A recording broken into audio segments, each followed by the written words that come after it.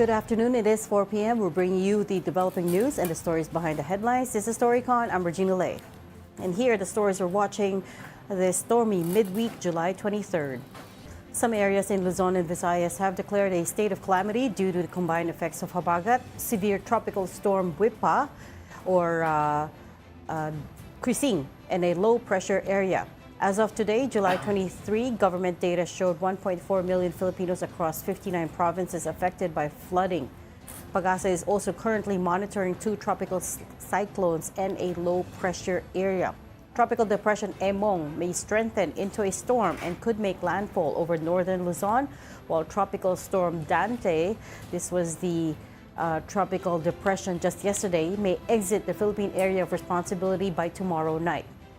Another LPA outside PAR could develop within 24 hours. Former President Rodrigo Duterte's defense team is asking the International Criminal Court to suspend the confirmation of charges hearing set for September 23. They cited supposed delays in accessing case-related information. This would be Duterte's second ICC appearance after his initial one on March 14, with the upcoming hearing set to decide if his case will go to full trial. Police Chief General Nicolas Torre III has agreed to a fistfight with acting Davao City Mayor Baste Duterte. Torre proposed a 12-round boxing match this Sunday at 9 a.m. at the Araneta Coliseum. He said proceeds of the match will go to the victims of severe tropical storm Krising and the habagat. Other big news, a deal came out of the first face-to-face meeting between President Bongbong Marcos and U.S. President Donald Trump. And we're looking at a slight reduction in tariff rate for the Philippines from 20% to 19%. That's a 1 percentage point difference. While certain U.S. product exports will not be subjected to any levies when they get here. That includes American automobiles coming to the Philippines. President Marcos does not see this development as more favorable to Trump's America, saying this is just how negotiations go. He said the tariffs for the Philippines going up from an earlier 17% is, quote, internal to the U.S. government.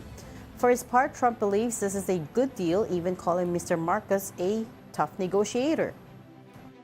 We do a lot of business with you. It's a lot of income coming in for both groups, but I was surprised to see the kind of numbers. They're very big, and they're going to get bigger under what we're doing and what we're proposing. It's tough. He's a very tough negotiator.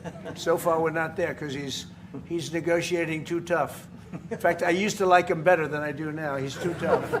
But we'll probably agree to something. But he's a strong negotiator. He loves your country. Now, 1% might seem like a very small concession. However, when you put it in real terms, it is a significant achievement.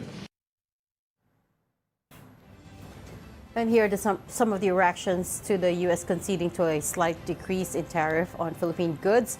Presidential sister Senator Amy Marcos says, and we quote, a mere 1% or 1 percentage point reduction in tariff rates for Philippine goods while having zero tariff for U.S. goods certainly does not look like a win for the Philippines. Senator Tito Soto called Marcos's meeting with Trump a most fruitful and productive visit, which the former Senate president said has direct benefits for the Philippines.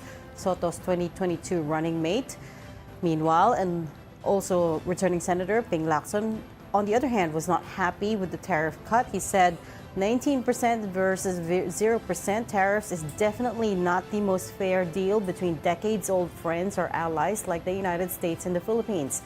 And Lacson added, it is the worst insult that a host can throw at his guest. It is time for us to look for other trade partners. Still on that press conference between Marcos and Trump, President Marcos downplayed fears that a U.S.-backed ammunition hub in Subic would provoke China.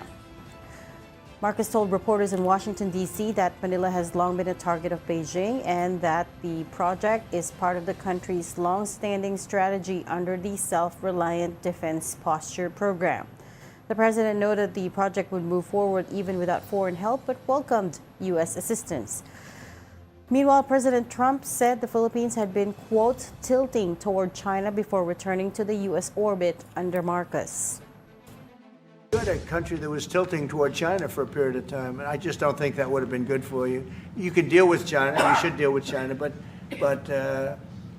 when I got elected, everything changed, and they came right back to us. What we consider part of the modernization of the Philippine military is really as a response to the circumstances that surround the situation around the South China Sea, and now what we used to refer to as Asia Pacific, which we have expanded now to the Indo-Pacific.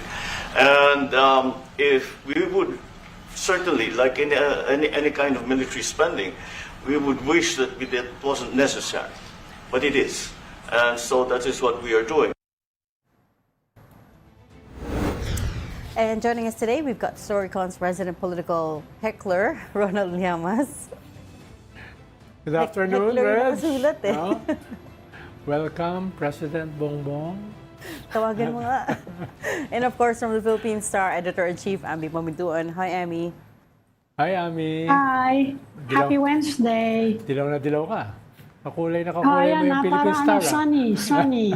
Kahit sa damit man lang sunny. Oo nga, parang Lakas pa rin ang ulan eh. Parang colors ng Lakas Philippine pa rin Star yung yan ulan. Lakas pa rin. Halos mag-iisang linggo na walang pasok. Bukas, wala rin Kaya pasok. nga, kaya nag-sunshine color na ako. Wow. Ayan, oh. Diba? Habang yung katabi ko, red na red, oh. Oh, kailangan makulay, di ba? Para Red na medyo red konting sa saya. galit. No, I'm Oo, kidding. diba? Malungkot. Pati yung news from the US, Ronald the heckler. Nako, Is he bringing home the bacon? marami Sige nga. tayong pwedeng i-heckle today. Mukhang nawala yung Sige bacon. nga. Mukhang pinamigay yung farm. So, in your view, he didn't bring home the bacon? Well, yes. Dahil Yung scrap ang hinuwi. una Scrap. 17% na yan eh. Umakyat sa 20. Tapos bumaba ng 1. Tapos yung US, 0. Di ba? Parang hindi mas tama yung sabi ni Senator Ping Lacson. Na, of course, the devil is in the details. No? Kailangan tignan natin kung ano yung mga details na yan. Oo nga. By the way, related to that, break ko lang, no? We just got this a few minutes before we went to air. The U.S. government announced 3 billion pesos in foreign assistance to the Philippines. So mukhang this is something that they worked out while President Marcos was there. So 3 billion pesos equivalent to $60 million, and that's going to go to energy, maritime, and economic growth initiatives, right? Dami nun, ha? Oo, so $60 million. Wala pa isang helicopter yun. so At saka di ba, Ami, dati meron naman talagang ganung packages. under 500 million USAID. dapat yun. Under USAID, pero wala nang kasing USAID. So that's why Yes, but still aid galing sa US. But still, Yeah. and that's why si Secretary Rubio ang nag-announce ito because it's really his department. Tinanggal lang nila USAID, but this is still aid. This is still under his department. And as part of that 3 billion peso initiative, merong 825 million pesos that will catalyze private sector development in the Luzon Economic Corridor. Ito na nga din yung sinasabi natin the other time, which is parang nawala na yung balita around that, right? This was the Luzon Economic Corridor. 800. 25 million pesos. So medyo maliit lang. Parang maliit para kumpara sa insertions. Mas malaki yung kinita ni Pacquiao dun sa niya, sa bout niya. More than 1 billion. Oo nga. Yun nga nakikita nating memes online. They're saying si Pacquiao pumunta, natalo, but he brought home $1 billion. Hindi naman siya natalo, draw Sorry, draw. And he was, Actually, some people are saying he was sabi ng robbed. marami, panalo siya Oo. dahil na-lockdown niya. I watched it. Yeah. I mean, highlights at least kasi Oo. wala akong pay-per-view. But yes, it looks like the first few rounds, siya yung lamang. Until he was up, right? Yeah.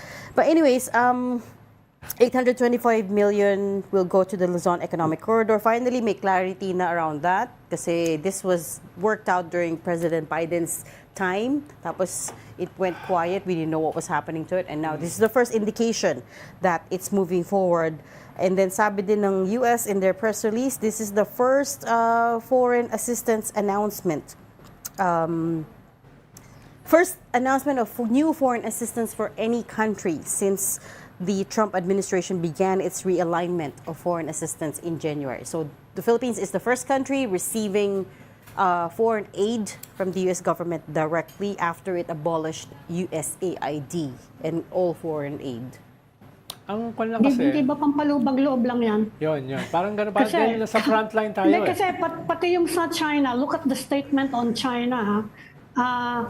Kaharap mo yung presidente ng Pilipinas, sinabi niya, si Trump ang nagsabi that he is maintaining friendly ties with China. Yes. And he will not get in the way of the way we deal with China, hindi ba?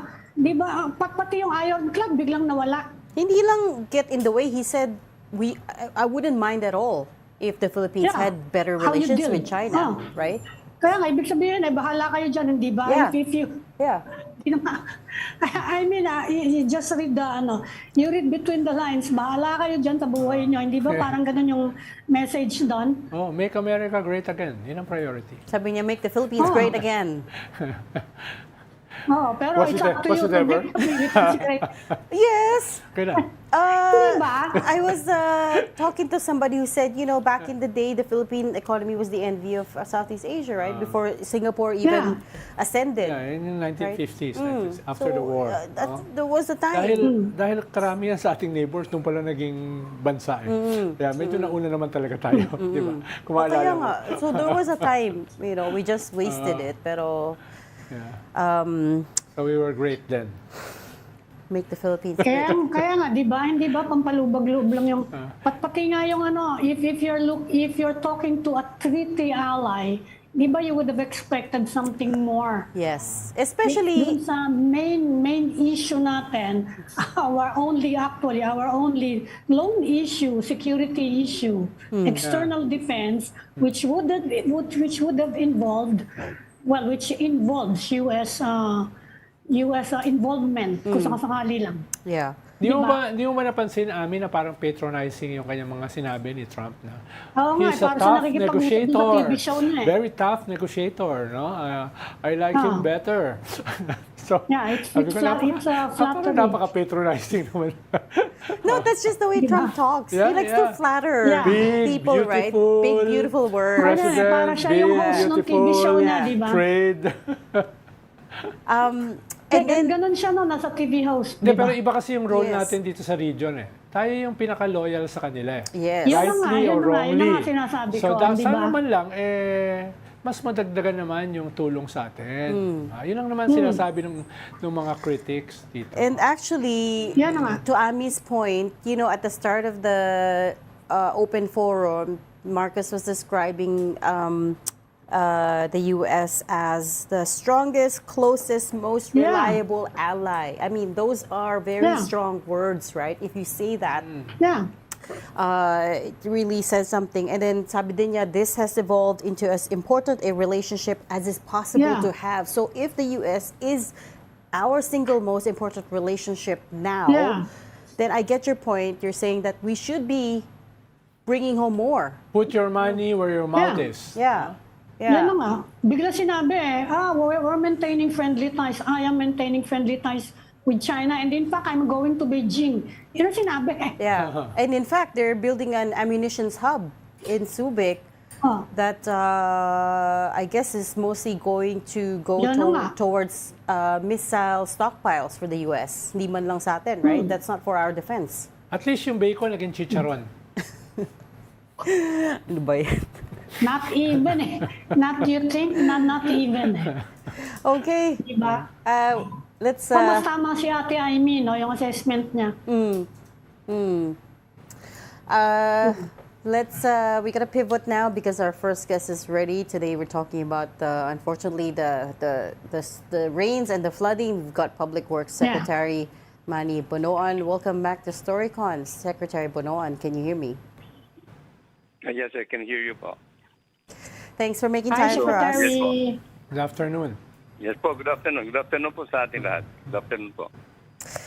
I mean, I guess there's really only one question that we're going to be talking about today, Secno, which is, and this is something that we discuss nearly every year, which is, ano na po nangyari sa mga flood control projects? Because as we saw this week, konting ulan lang. I mean, now it's more relentless. The rain is more relentless. Pero at the start of the week, hindi pa ganun kagrabe. But still, we saw quite a bit of flooding in Metro Manila.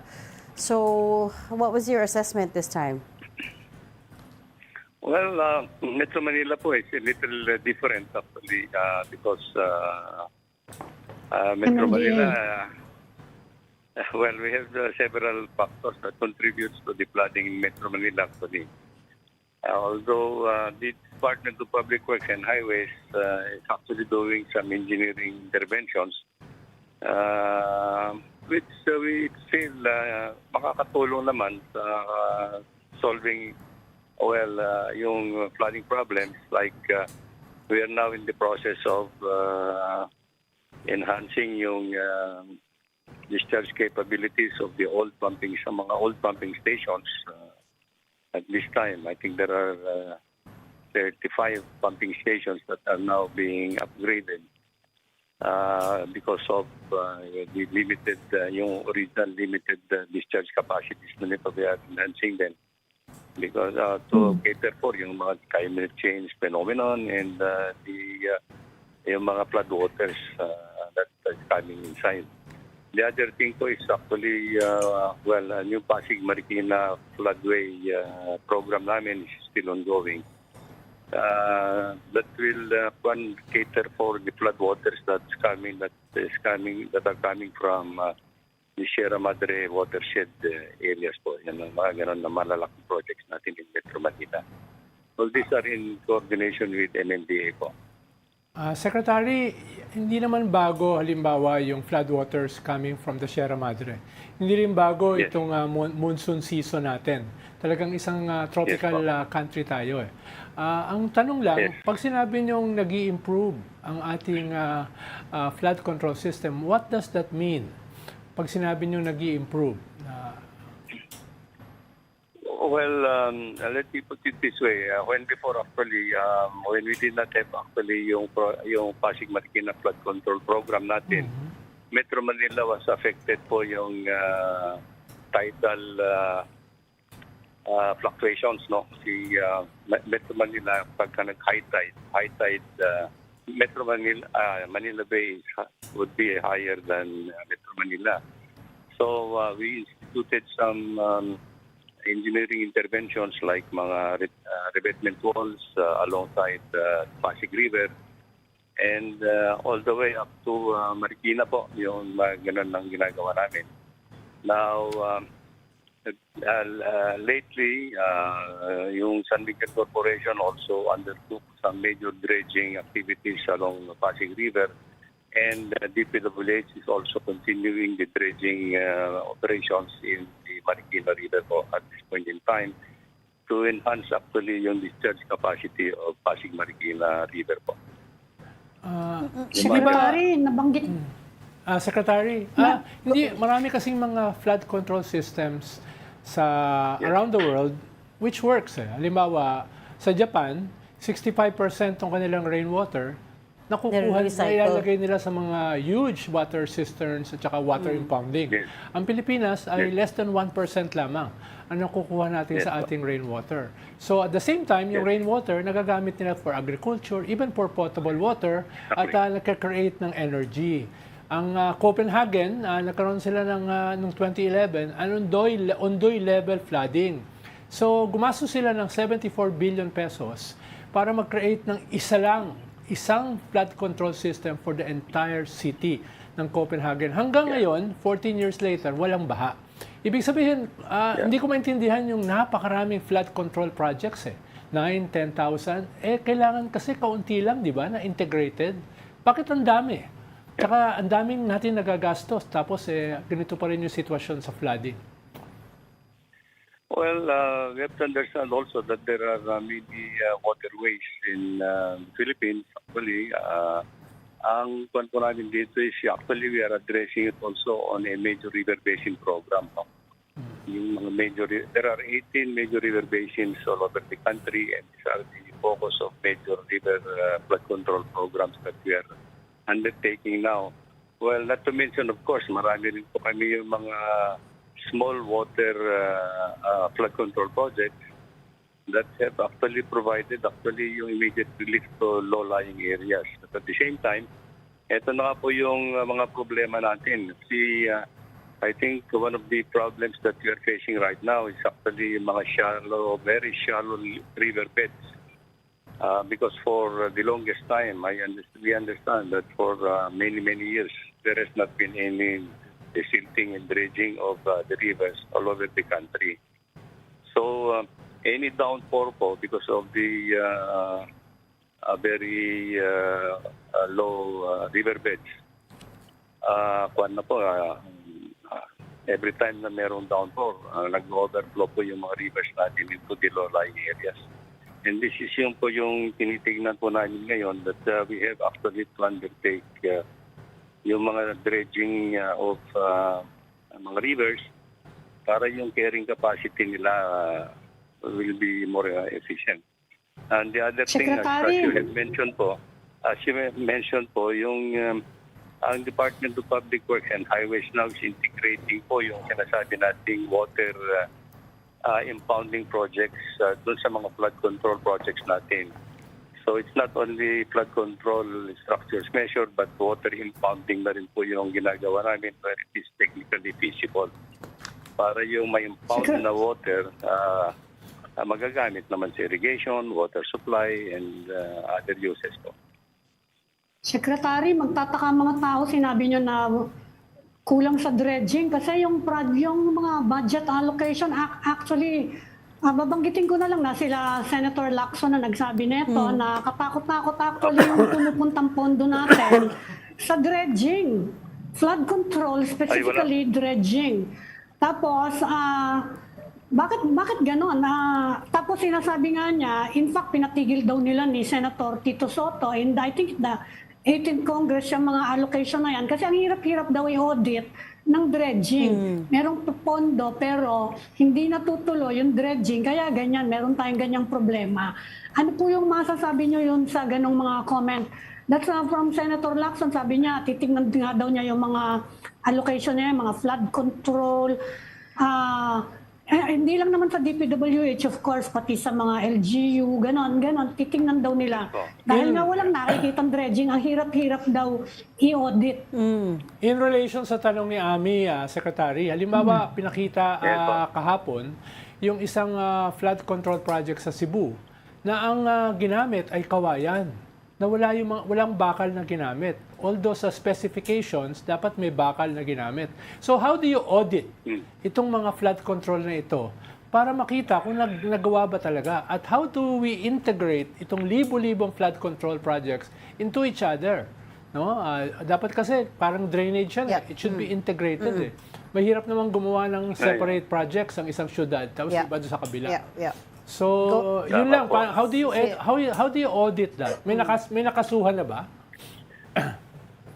Palagay ko marami naman po. Let me just start po yung sinasabi natin na yung dredging issues pertaining po yung sinabi nga kanina naman. When before kasi, I think there were yung mahirap nga yung audit. So, but we cannot separate actually that issue, yung kaysa sa technical requirement. There has to be a solution to it. Kagaya nito ngayon, what we are trying to implement is we are going to do it by administration. Kami na po ang gagawa. We will do it ourselves, actually na sa department, yung pag-dredge. And we want to equip our engineering offices na sila na po ang bahala sa mga dredging. Para we can assure them that hindi po yung napapansin po ng mga nakaraang taon, mga nalipas na taon na marami napapansin tungkol dyan sa hindi ma-audit na mga dredging program yata siguro noon. But at this time, ang kwanto namin dito is kailangan po mag-dredge, but we'll have to do it ourselves so that may iwasan po natin yung technical solution on the dredging has to be done. Pero kailangan ba, it's possible to monitor the implementation kasi yun na nga ang sinasabi, ang hirap-hirap daw i-audit. Paano yung binabalak nyo to reassure the public na talagang dinidredge yan? May balak ba kayong mag-invite, for example, ng auditor siguro or some experts from civil society para pakibantayan nga to para makita nyo na talagang hinuhukay ang yung estero nyo o kaya yung river nyo? Opo naman, kami naman po I think it's going to be done by administration. Kami na po ang gagawa. What seems to be the problem before is when it is done by contract, yun na mahirap i-audit ng sinasabi natin. But we can audit ourselves. Yeah. If we do it ourselves, we'll be auditing our people. Actually, the work has been done properly po. So, sorry, Secretary, what exactly do you mean by doing it by administration? Then we will acquire our equipment. Our people will do it ourselves. By administration po. Ang ibig kong sabihin, it's the department itself. Our people in the department will be the ones to undertake po yung mga dredging programs po. Okay, so you're bringing that function in-house, in short. So Yes, po. isn't that, In-house. so hindi nyo na po i-outsource sa mga contractors, but isn't that going to blow up your budget as well? No, I think it's just a matter of having the equipment that we need actually for us to be able to implement po yung mga ganyang program. Of course, we might not be able to acquire all the dredging equipment that we may need kasi meron yung talagang specialized dredging equipment that we might have to engage also some private contractors dito, but we'll see to it na dapat auditable yung ginagawa po nila and Right. effective po yung ginagawa nila. So when do you want this, when are you bringing this capability in-house? Well, we hope we tried actually to kwansan itong 2025 program, but unfortunately we were not able to get the funds for it in 2025. So we'll try it again in 2026 po. Pero Secretary, okay yung mga detalye na yan, but what framework or what strategy will it serve? Paano mahalaga kasi ano yung ating flood control strategy at saka framework? Halimbawa, just an example, what do we do with Laguna Lake? Because it's the biggest lake, not only in the country, but perhaps in the region. So it's just Yes, waiting there for water impounding. It's a natural water Yes, impounding, no? Pero kinakailangan mo lagyan ng dike, kailangan mo lagyan ng spillway. Halimbawa dati, Napindan spillway yan. Ngayon, puro subdivision na, tsaka mga bahay yan. Tapos, kinakailangan ayusin yung drainage system ng Metro Manila para pumunta dyan. No? Yung dredging is just a small part of it. Correct. Ang mahalaga is the integration. Yes, So, what I'm asking is, what is the framework? What is the strategy? Paano? Ngayon kasi, parang bawat lugar may kanya-kanyang flood control project. Di ba kinakailangan may isa lamang para sa ating area? Which is what happened when MMDA took over, right? The flood control projects. Yes. Yun yung tanong ko, Secretary. What's the framework? What's the strategy for all these details? Well, ang kwan nga natin dito it is all the flood mitigation program should be holistic and integrated po Yes. sa lahat, no? Yes. And I think as we are saying, actually, engineering intervention is just one part of the solution. Actually, there are other components, like we have to address also environmental issues, land use issues, and of course, yung mga facilities. And that the have to be elephant in the provided room, also by the politics. local government. Secretary, the elephant in the room is that's part politics. of it. Yeah. Yeah. That's part of it, Yeah. siguro po. And sa amin po, on the technical side, ayun sinabi po ninyo that we are now constructing some floodgates in the Upper Marikina River. Actually, floodgates that will have to be used actually to divert actually yung floodwaters coming from Sierra Madre watershed. I-store muna natin sa Laguna Lake. When Manila Bay is the tide is high, and then release it when the low tide sa Manila Bay. Ito yung mga concept po na pinagagawa namin ngayon. And then meron pa kaming isang programa po yung you had mentioned actually it's actually we call it Paranaque Spillway Project, so that one of the major programs that we intend to implement po for Metro Manila Flood Control Program. Secretary, The other how thing big a po that, problem is politics, no? Kasi ipa-follow up ko na yung tinatanong kanina rin ni Ronald. Kasi totoo naman yan, how big a problem sa integration ng mga programa natin sa flood control.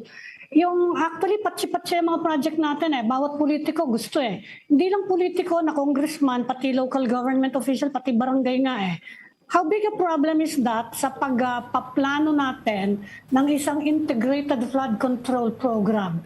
Napakahirap bang i-surmount yun o it's just a minor problem na pwede namang i-set aside at pwede pa rin kayong magplano ng maayos? I am sure that everybody is concerned about yung flooding problems po. And I'm sure that the mga politicians themselves are actually concerned about it. And all we have to do, palagay ko, is convince them that it has to be all integrated po. It has to be integrated and holistic yung approach natin. And this is what we're trying to do particularly in many parts of the country now. Kagaya ng mga river basin programs natin. Kasi it has to be done integrated lang. Kagaya niyan, yung mga... Pwede ba i-legislate yun, Secretary?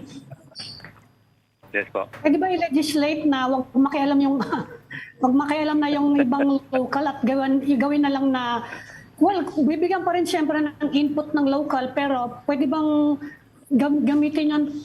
gawin yun through legislation or through an executive order, for example, na pwede ba bayaan nyo na kami magplano dito at kung gusto nyo, tatanungin na lang namin kayo kung anong pangangailangan ng constituent nyo.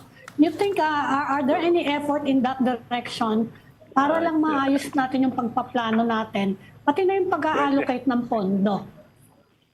Pwede naman po. I think ang ganito yung ginagawa namin in the major river basins programs po namin. When we are dealing with yung external assistance from foreign lending institutions, ito po yung nagagawan po ng talagang real to goodness master plan in the first place, may feasibility study, master plan and everything. And these are actually carried into the entire program of government, which is part of the department, yung ganyan po.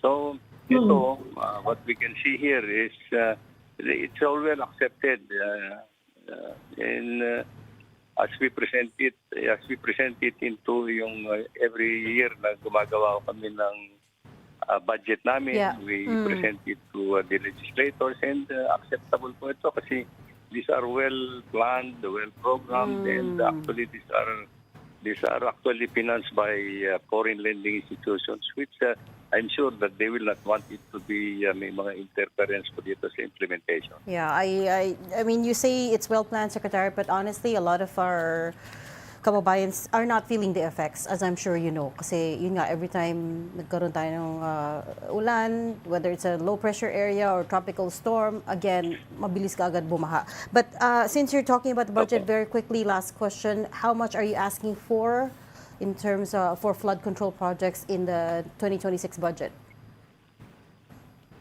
I think in the 26 budget, if I'm not mistaken, it's just close to about 150 billion yata po. So less than this year? 150, 170. Yes, because the budget of the department for 2026 is less than the budget in 2025. Okay. So, less than 150 billion, kasama na po yun yung plano nyo na... Go ahead, Secretary. Hindi ko lang po alam yung... I am not there. I'm not very sure of the exact na number po, but yun po. Okay, but it's less than the 2025 allocation. Yes. And with that Yes, amount, you're confident you're going to be able to do the dredging in-house, as you said? Yung pag-audit ng dredging projects? According to our, we can start actually. We can start actually the program for dredging, the silting, and undertaking also other major flood control projects po. Okay. The other thing that we want to emphasize now is because of the climate change phenomenon.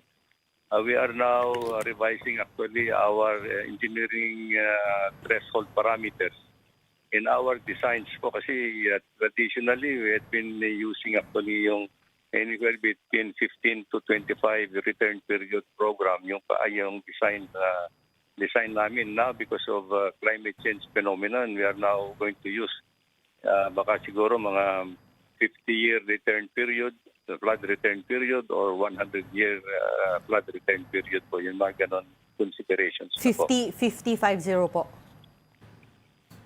Yes, 50. Okay, this is for when you raise funds with overseas investors, tama po? Yes po. Okay. Secretary- Secretary, ulitin ko lang ha, you are centralizing dredging projects, waterway dredging projects sa DPWH.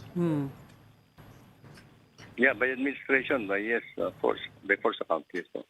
Okay. So yan ang bago ngayong mangyayari. Magiging centralized na siya. Hindi na ibibigay Yes, sa po. sa mga local. Contractors, sa mga LGUs. Kailan kaya natin makikita, Secretary, yung ganitong klaseng holistic, sabi nyo nga, integrated flood Hindi, controls. umpisahan na siya, di ba? Flood Umpisahan na control. siya. Umpisahan Oh, but na, you have sabi to niya. present it eh. Yeah. What is it Yeah. about? Well, No? potentially How do you 2026. integrate everything? Drainage, Yeah. water Correct. impounding, yung mga ganun ba?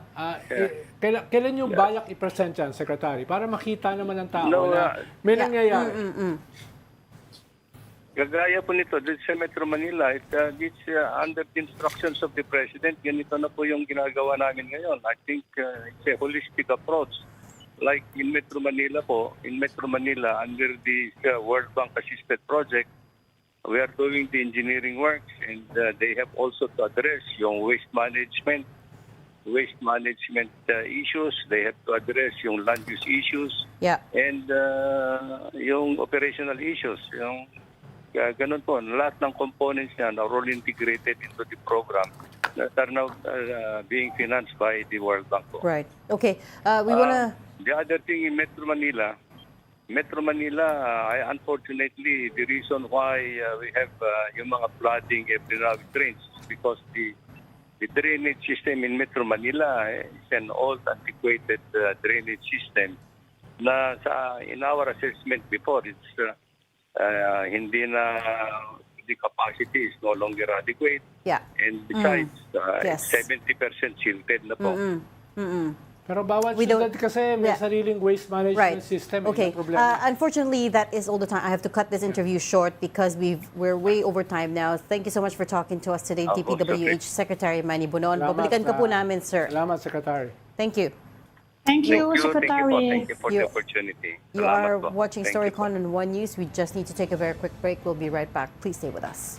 Welcome back. We've got developing news and the stories behind the headlines. Welcome back to Storycon. I'm Regina Lay. Still with us, Ami Pamituan of the Philippine Star and Ronald Llamas, our resident political pundit. And also joining us this afternoon, we've got Bicol Saro Party List Representative Terry Ridon. Congressman, welcome to our set. Good afternoon. Thank you. Thanks for Good joining afternoon, us. Congressman.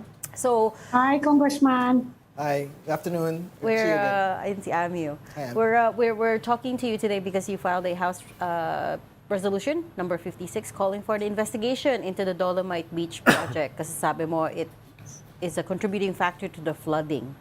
Tell us about it. Well, I think the main person who actually said it was MMDA chair. Ay, correct. Yes. Yeah. Artes. No, he said that because of the closure of the 3 drainage outfalls for the Dolomite Beach project, naimbudo yung pong tubig kasi it had to go to the sewage treatment plant. So I think that is the first reason why we filed the resolution investigating the project. Because first of all, we wanted to know, was it actually ever necessary in 2020 to undertake this project? Now, secondly, we wanted to talk about the price. No?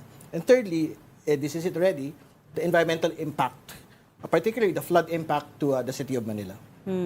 The price is 389 million pesos. Hindi mo na, I mean, actually, I recall that as early as 5 years ago, you had been Yes. making noise about this. Back then, you were with InfraWatch. Yeah. You were already criticizing the project. Did you ever find out saan napunta yung 389 million? Ay, di napunta dun sa buhangin. Hindi, yung buhangin was a fraction of the price. Yeah, but the entire thing Yeah. is basically for beach nourishment. So I think Hindi very important to, firstly, on the question of price, whether or not there was it is a reasonable pricing compared to other beach nourishment projects in the country and in other places. No? So very important to ask that question as well. But I think the first question is, was it ever actually necessary? Because they have been stating and they've been defending that this is in pursuit of the Supreme Court continuing mandamus, no, to rehabilitate Manila Bay. But the problem actually is, it's a very specific objective.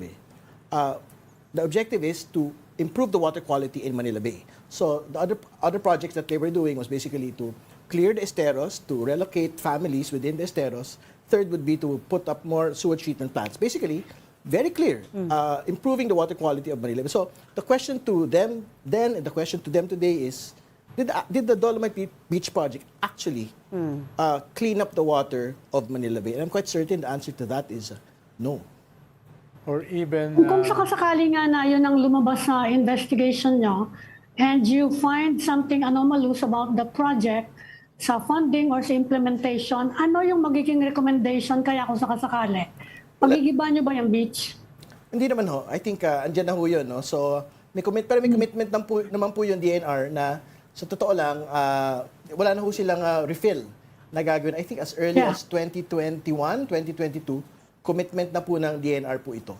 So, but very important, in terms of accountability, lahat po na nag-originate, nagplano, nag-implement po nito, at the very least, parang graft po yung tinitignan natin dito. Kasi ang pinag-usapan natin sa graft ay grossly disadvantageous to government. So, bakit siya grossly disadvantageous to government? Una, it was never in the NEDA master plan. Ibig sabihin, who was the wise guy who basically placed it as a line item in the 2020 budget? No? So, secondly, ayun na, they were promising the nation, no, this would resolve coastal flooding. How in the world is it possible that you promise coastal flooding and today it is actually contributing to flooding? Diba? Because of the habagat and all of the deluge of water going into Manila Bay. So I think on those two questions pa lang ho, parang it is clear that the contract is disadvantageous to It's government. not part of the NEDA master plan, yes, but apparently they got special provision and they didn't need an ECC, an environmental compliance certificate, to construct it. Tama po ba yun? Tama yun. They were saying na para meron silang certificate of non-coverage. Pero ibang bagay pa yun eh.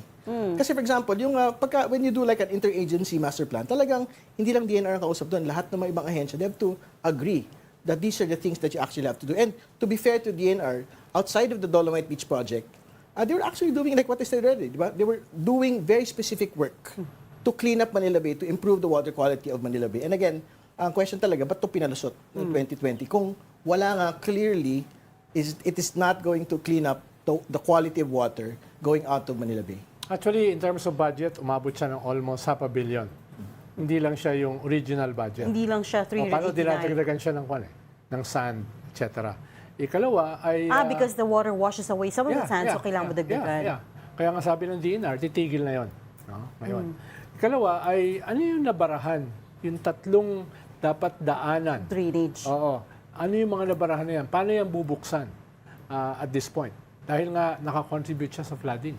Hindi, binubuksan nga nila yon at this point. No? Pero, again, the question really is, yung 389 million, pwede sana natin ginamit yun sa ibang bagay to actually, for programs, activities, projects, na talaga lilinisin ho yung tubig. Hindi ba yan sana nagamit sa dagdag na sewage treatment plants kung kalidad ng tubig yung pinag-uusapan po natin dito? And actually, these were the COVID years when it was constructed. Well, to be fair... When we were desperately looking for money, right? Yeah, but to be fair, nung po nga naipasok yan sa line item, hindi pa naman natin alam na may COVID noon. But again, the question is really, even without COVID, ang pinag-usapan natin dito, was it really necessary? Kung hindi naman talaga niya malilinis po yung tubig ng Manila Bay. Yung possibility Congressman, ng you're graft saying charges. pinabubuksan niya na yung culvert? Yung graft Pinabubuksan charges. niya na yung culvert kasi meron namang intervention dyan, di ba? If you're going to build something like that, pwede namang ituloy-tuloy pa rin yung mga drainage eh. Pwede pa siyang i-connect para tuloy-tuloy pa rin yung tamang pagde-drain para nga hindi mag-flood. So ginagawa ba yan ngayon? You were saying binubuksan nila yan ngayon? Hindi, ngayon po, syempre, Yung nabarahan? supposedly, nag-imbudo ho to a sewage treatment plant para nga ho, malinis yung tubig going out of Manila Bay. So, eto nga, I think what the City of Manila and MMDA is doing now is, bubuksan na lang ho itong mga saradong mga labasan para hindi ho ma-overwhelm yung sistema. Pero again, babalik ko tayo sa question, ba't hindi niya naisip nung ginagawa niya yung design para linisin po yung Manila Bay? Kasi, alam niyo na may 3 lagusan eh. Ba't hindi niyo doon linagay sa bunganga ng lagusan na yan, yung panglinis po ng tubig na yan? Yung possibility ng graft charges do sa concerned individuals na nagtulak niyan, yung mga wise guys, no? Anong status nun? Yeah, I think in the course of the investigation, I think we have to ask, for example, DBM. Who were the persons that actually made the proposal to include it in the line item? Kasi hindi man pwedeng parang lumabas na lang ng parang bula po yung proyekto na yan at nasa line item na po ng DPWH. No? So, some person actually made that pitch, made that proposal. So hindi Who yan is yung in charge do sa project? Paano may DNR USEC na in charge dyan eh? Hindi, well, we'll learn about it in the course of the Was investigation. that Yusek Benny Antiporda? Yes. Okay.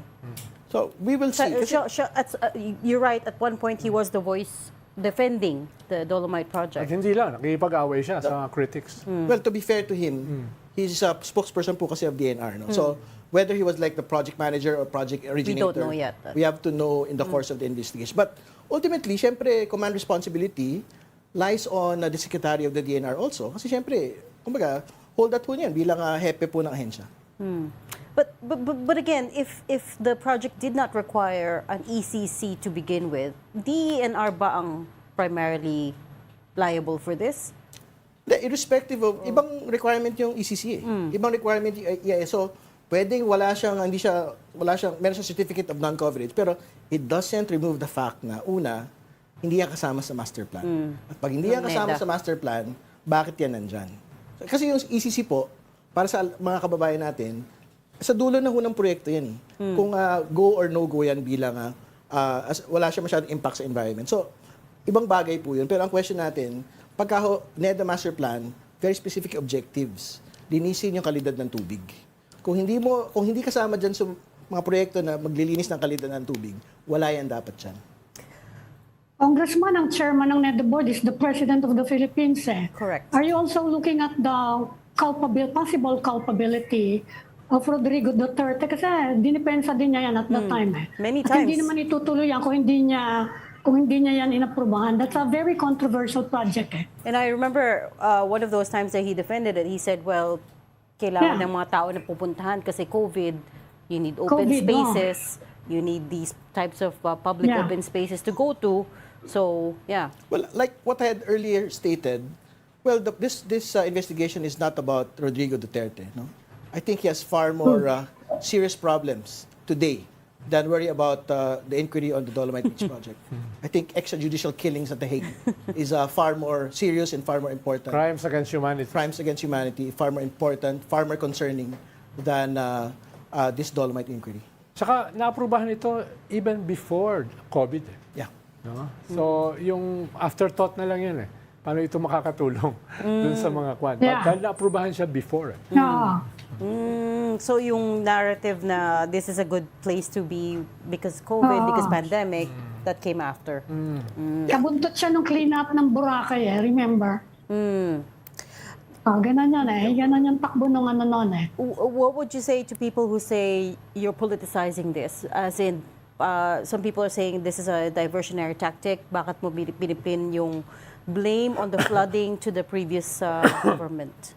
Well, una sa lahat, like what I stated already, this is not about the former president. No, this is about making accountable previous environmental officials on the Dolomite Beach project, which was never in the NEDA master plan. But secondly, syempre, people have been saying, why aren't you talking about the flood control projects and why aren't you talking about Manila Bay rehabilitation?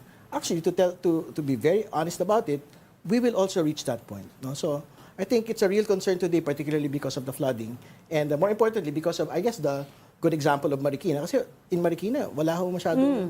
merong mga na-evacuate, pero compared There was a to massive flooding the like previous situation, parang hindi ho ganun katindi. Mabilis ho yung paglabas ng tubig. So, I think it's a concern not just in Metro Manila, but in various parts of Luzon at the moment, kasi dito po yung matitindi po talaga yung tinatamaan ng bagyo. Pero yun, pangalawa, but yung Manila Bay Reclamation, din yung pinag-usapan, we will also reach that point. Kasi there is a real logic and there's probably a real science on bakit pinapayagan po itong mga ongoing and future reclamation project. We would like to be able to see what is the actual impact to flooding nito pong mga proyekto din pong ito. You're going to come up against some powerful interests there. But actually, just before we were talking to DPWH Secretary Manny Bonoan, who said, and we were pressing him a bit on the dredging projects. Now, it looks like they're running into some trouble there in terms of, completing the project, auditing them to make sure that it it was effective. So ngayon, ang suggestion is to bring it back in-house. So that's maybe something that is centralized ulit under DPWH. So I don't know, maybe that's something that you guys can look into as well, yung dredging. Well, I think the question on dredging has always been whether or not auditing it is actually easy. No? It's not. It's hard. Yun na nga. So, and there are so many, it's how hard that there's so many jokes about it. No? But again, I think we have to equip the COA on the tools, or if they need like actual equipment, no, or equipment to basically be able to check whether or not these are legitimate dredging projects. They should be able to. We should be able to provide the funding for it. Yeah. Last question, Congressman. Being head of InfraWatch, paano mo nakikita yung logic ng 9 to 10,000 flood control projects? Well, it should be just one.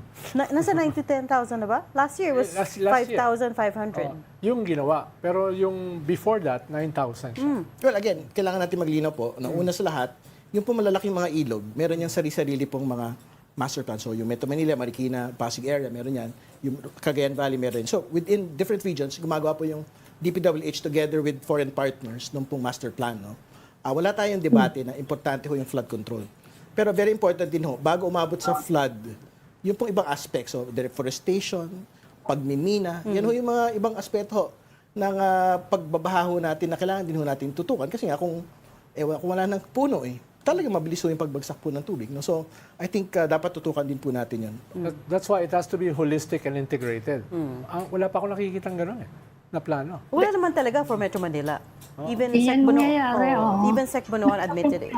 Hindi, just to be very clear, no? Yung mga flood control proposals at various kasi iba-iba naman po yung depende ho sa laki ng flood control project. It should always be within the actual master plan that was for the particular region, for the particular area. Hindi pwedeng parang lumalabas ho tayo. No? Okay, we're going to have to leave that there. I'm so sorry we've run out of time. Thank you so much for joining us, because our party list Congressman Terry Redon, and still with InfraWatch, right? Paano na palabas na yan? Palabas na, but formerly convener of InfraWatch. And former host of ATM. Don't mention it. It's other station. Thank you for joining Storycon today. Ami Pomituan, Editor-in-Chief of the Philippine Star, Ronald Llamas, our resident political pundit. Join us again tomorrow, 4 p.m. for Storycon. I'm Regina Lay. We are One News, all sides, all the time.